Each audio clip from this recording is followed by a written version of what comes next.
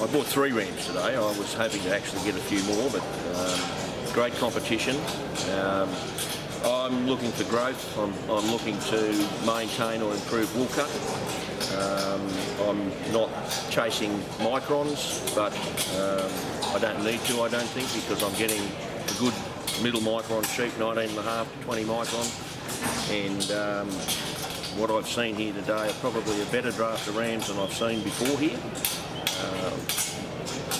You know, given there were 400, I was maybe thinking that there might be a few there that wouldn't suit me, but no, I was really impressed. So it's a great credit, great achievement, and I think this will have the industry, you know, sitting up and taking notice that in the middle of a drought, particularly in this area, people have still got the confidence, not only in Kerin but in the sheep industry and the wool industry, to make, you know, significant investments in tough times. So you've been with Kerin since its inception. Yep. What have you observed as a change in your flock over that period of time? I think my sheep are more even. Certainly, length of barrel, well covered. I think my wool cuts have probably improved a little bit. This year's not the best year to try and sort of gauge that. But our weather lamb portion are finishing earlier, so you know, that can't be, you know, underestimated, the value in being able to get weather lambs off a little bit sooner. But I suppose overall is, you know, the wool quality probably 6-7 years ago was starting to ebb a bit as we were trying to free our sheep up, but that wool quality's improved back where we're getting that nice white lustrous crimp, well-nourished wool, so I'm happy with that. So you double as a wool broker, so it must come with a degree of excitement to hear that there are people here, long-term clients, not so long-term clients, who were joining Merinos to terminals, are now coming back to joining Merinos to Merinos using the Kerin type. Yes, well, I think in what we can read in that is that a lot of the people I deal with, their ewe-based numbers are down to what they would consider rock bottom, and because they want to rebuild their flock, because the market signals are saying rebuild your flock, grow more wool, they're going to join more to Merinos, and the terminal sires are going to be parked on the bench, I think. And certainly in my position, my terminal sires probably won't get a run next year because I want to join everything to Merinos. Without a Merino ewe, we can't do anything.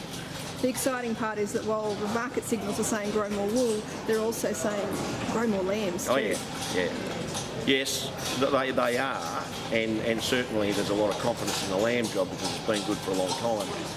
But I think also, you know, the Merino ewe numbers are historically low, dangerously low.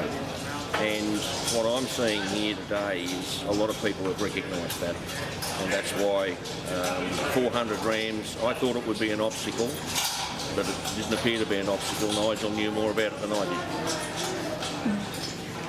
Yeah, just good, very even, and it's probably not a bad thing for you. Yeah, we probably couldn't go wrong really. Easier doing, easier care looking sheep, and plenty of growth and still plenty of wool to go with it. Look, 400 rams, unbelievable. That was shown 53 buyers last year, it's gone up to 81 this year. There's people from, I think, 3, possibly 4 states. A lot of strong competition from Tassie and Victoria again. Look, it's just a tremendous result in what the season has shown. But it also shows his the depth in the Kerin Pole program. Like there was a type in all those 400. People were able to put together a really good draft. Yeah, look, Nigel's always raising the bar. You saw that, like there was people here that were chasing, yearling weights opposed to yearling weights, but there was also really good wool sheep here as well.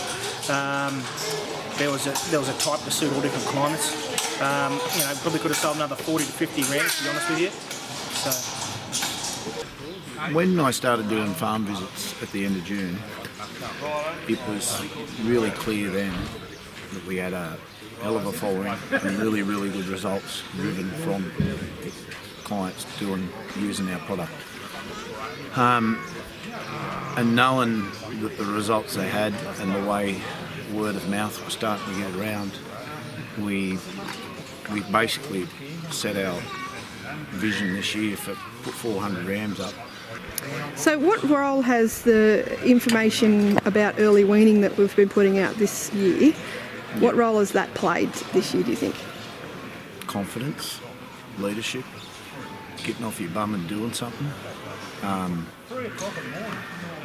People were so fixated on the negatives of what was going on that they couldn't see the positives, and it was sort of my job to actually get our clients to focus on producing cash and don't worry about costs, because once you studied and looked at the amount of coin that you could turn out of sheep, it was a no-brainer. So just holding people's hands through changes and making just small changes in their businesses, just gentle nudges, and it worked really, really well. Early weaning thing, it's pretty simple, just had to be someone to do it and then show the results of it. And the results we had on display here today of that first lot of lambs that did the early weaning thing, everyone just shook their head.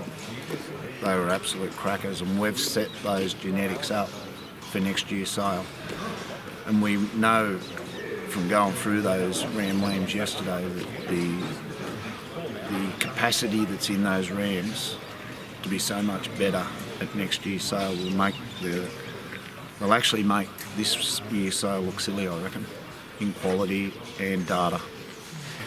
Every sheep we used this year, the data that sheep had, it bred exactly that in the progeny. So we know we got all our single matings right, and we've been able to follow that through with the use of genomics, who bred what ewe they come out of, and then we find all these sheep that excel in data and physical appearance and acceptability, and then they become next year's BT donor ewes. So it just goes to another level then.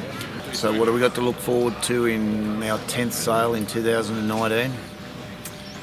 You're going to have sheep with a lot better data than what they had this year. You're going to get, even though our consistency was brilliant right through the 400 this year, you're going to get a lot more true to type all the way through. Take that to another level. You're just going to have a hell of a big jump next year in the doing ability of the sheep, and it's just going to be a better package again. We built this shed, I think this is the second sale in it. I didn't think I'd ever fill it up. It holds 500, so it's a big step to go from 4 to 500, but knowing what happened today, being 50, 60 odd short. It must be incredibly rewarding as a seed stock producer to go into those clients' flocks each year and see that advancement year on year. Yeah, we're getting, on the last 3 years I've been pretty game with everyone. Just let me in the door. I'll give you the rams if I have to prove a point. But I have not moved a flock forward by crossing them with Kerin Pole sheep, where it's not me making that judgment. It's the people that own those sheep are just saying, I'm glad I made the choice to be different. In the last 12 to 18 months, one thing that really has taken off is the facilitation through the traditional agent system. We have people on our books all the time that want to buy ewes, want to buy weather lambs. We're getting a hell of a following from agents, commission buyers buying for professional feedlots in the south, and putting our clients' progeny in feedlots and absolutely killing profit-wise what they've been doing with the traditional breeds of sheep in feedlots. So one of the things we want to try and develop, we're already well on the road, but we want to fine-tune and get it 100% right. It'll probably be a product called Kerin Pole Connect, where we're connecting our breeders, clients, with the other end of the chain being restockers or the finishers. And one of the things with that, and we've got heaps of examples where this happened, when it was really tight this year with drought, we shifted 8,500 clients' ewes at $40 to $45 above the market. So the vision I have for being part of Kerin Pole is, if you come to our sale and spend 40 grand on rams, that relationship that we've established through selling your surplus animals, my absolute vision to get happening in the next 12 months is, if you spend 40 grand buying genetics off us, then it's my job to on-sell them where you actually pick that 40 odd grand back up from just being branded as Kerin Pole. And it's the branding part of the stud now that we've got to work on, and that's going to be the secret to whether we can continue growth. So to all those people that turned up today that made it such a success, from me, myself and Kate, just the biggest thank you for getting behind what we do and making it a great success. And I just can't wait to get out and about come June, July next year and see the progeny that come out of the rams you purchased today, because that's where the proof's in the pudding. So thank you all the supporters today. Thank you very much.